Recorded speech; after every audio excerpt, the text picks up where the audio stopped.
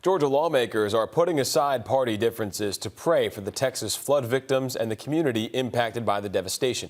Your Georgia State House reporter Abby Casoris watched their solemn moment of unity. Psalms 121 says, I lift up my eyes to the hills, for where does my help come?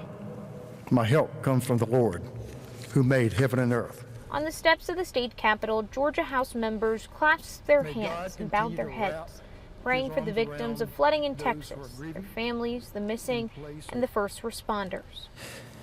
May God continue to wrap his arms around those who are grieving. Republican House Speaker John Burns says a simple conversation with a Democratic colleague, Lydia Glaze, a FEMA reservist, inspired this prayerful gathering. I know the impact of showing up, hugging, helping the hurting. That's what I ask. How can our hands touch this tragedy and bring folks into a place where they know others care? As of Wednesday, more than 100 people are still missing and more than 130 people are confirmed dead, including at least 27 young campers and counselors at Camp Mystic.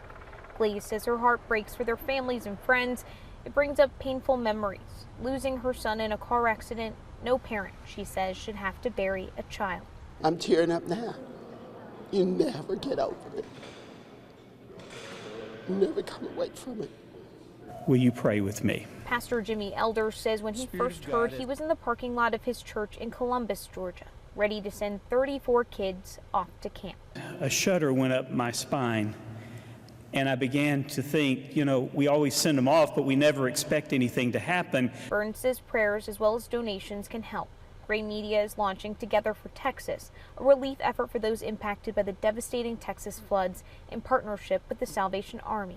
Even in the aftermath of such an unimaginable tragedy, I'm reminded of the resilience, the kindness, and the courage of humanity. This is the spirit of hope and courage that defines us as Americans. Glaze wants to encourage Georgia counties to receive federal funding after Hurricane Helene to invest those funds in their mitigation plan to make their communities stronger in case of another natural disaster.